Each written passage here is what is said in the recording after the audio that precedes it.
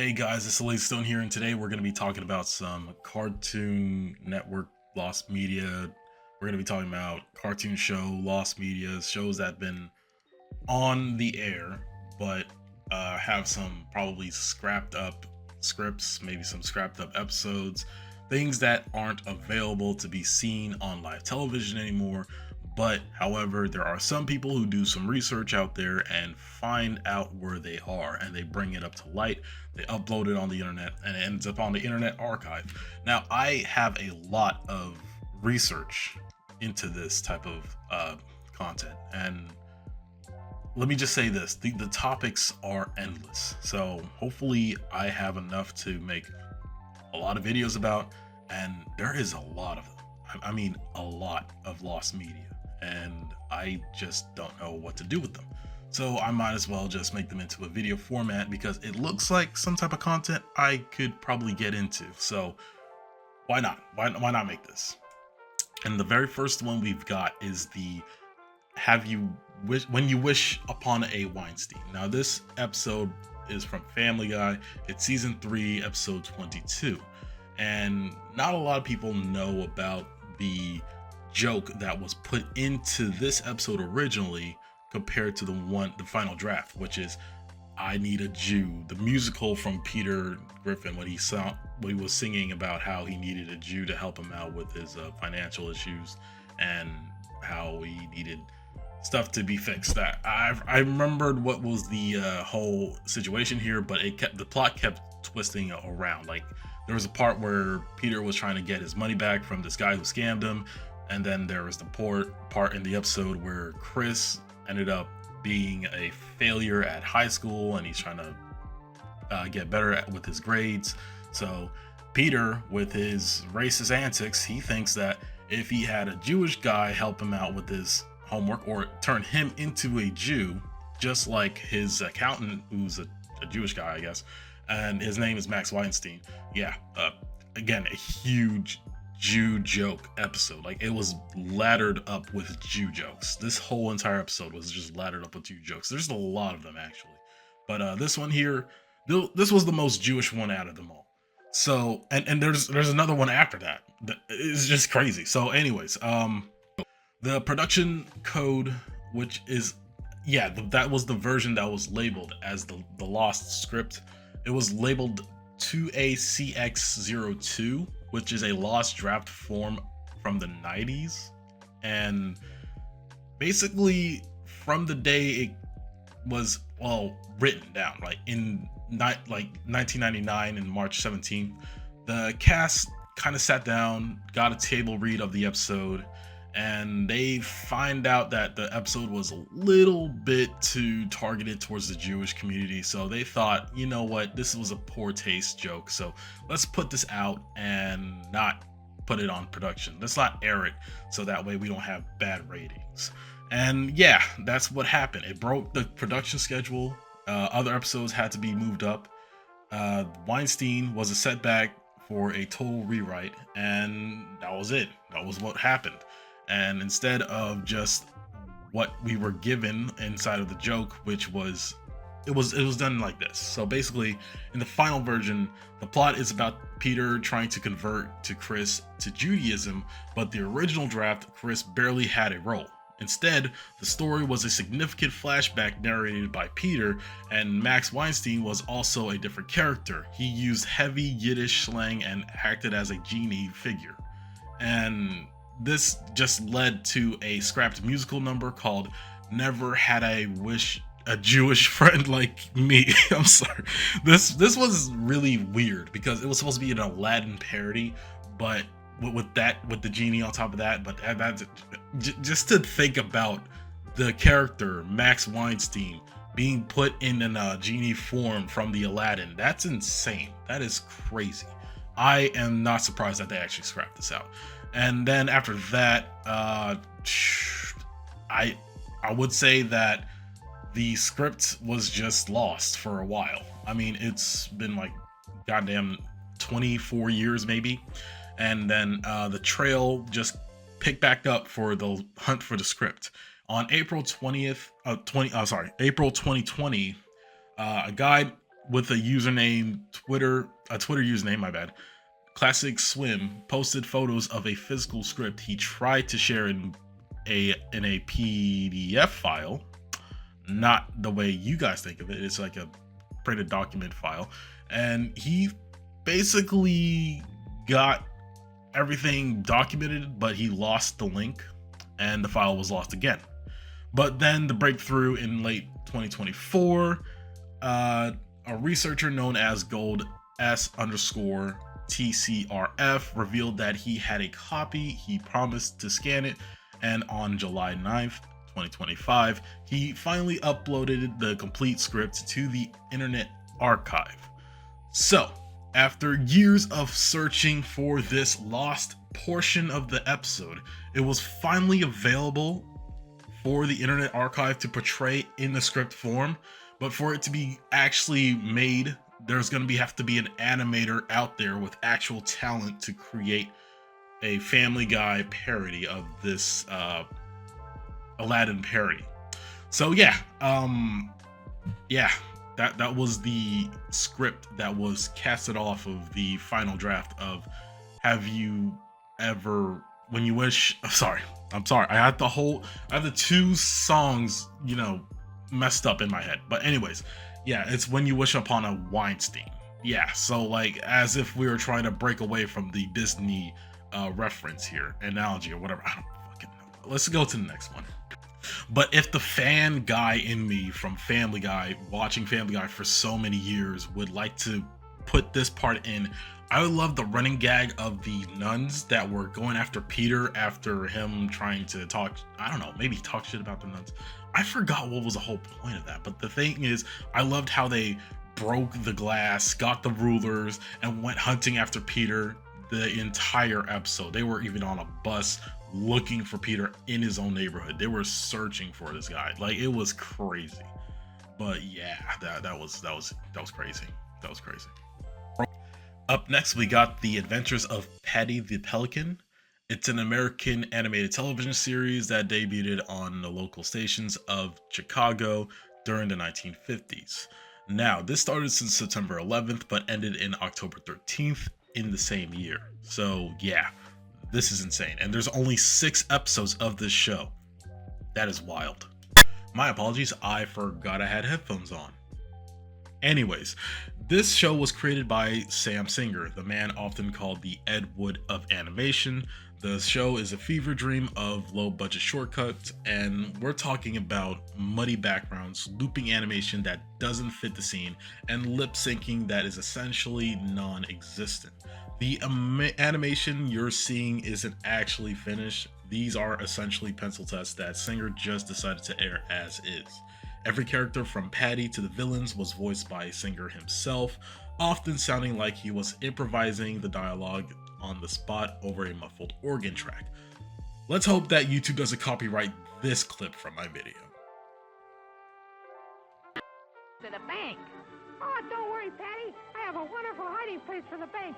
Nobody will ever find it in this city. So not only this show was only featured exclusively at Chicago, and there was only available TV, and it was only available in TV sets that was in Chicago at the time, but there's also a weird part that today we don't even remember the original plan, and that was the fact that Paddy the Pelican actually started as a local puppet show. In the early version, live action puppets handled by puppeteers Helen York and Ray Suber would narrate stories, which then transitioned into the cartoon segments, while all 6 animated episodes were found and uploaded onto the internet in 2016. The original puppet footage has completely vanished, so it's considered lost media. There's no clips, no photos, just a memory in old television logs. And I wouldn't be surprised. I mean, this is 1950s lost media we're talking about here. So yeah, Paddy the Pelican started from the 1950s, and unfortunately it was about to be a puppet show at some point, but let's not beat around the bush here. Obviously Jim Henson was going to be popular than whatever this was. Yeah, I'm not a fan of this type of cartoon show, but it is considered a treasure, an American treasure if anything, so I'm just going to give it that. Up next is the Lost Pilot from the 70s from the 2012 show from Disney XD, which I've casually watched as a kid, but unfortunately, I wasn't that into the show. I was more of a Gravity Falls guy, if anything, and Stars and versus the Forces of Evil. Yeah, I'm gonna make some reviews, maybe. I don't know. I might do a video about it. Maybe one day. I don't know. I've grown past all of it, but yeah, who knows? Really amazing show, by the way. Hi ho, let's go. Hi ho, something like, I don't know, hi ho, we're the 70s. That was literally the theme song of this show that was on Cartoon Network for the longest of times. So yeah, everybody remembers the 70 from Disney XD, I think, or Disney Channel in general. I don't know. I don't really like Disney. I only like Nickelodeon Cartoon Network. So you're gonna hate me for this one. So this one is the Lost Pitch pilot from the 70s. Huh. Yeah, so if you don't know what the show 70s is, it's basically the Snow White version of our modern society. Now everybody remembers the very first film that brought Disney into bankruptcy almost.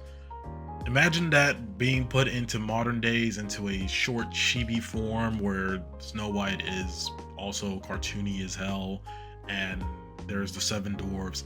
That's basically what type of show that these guys created.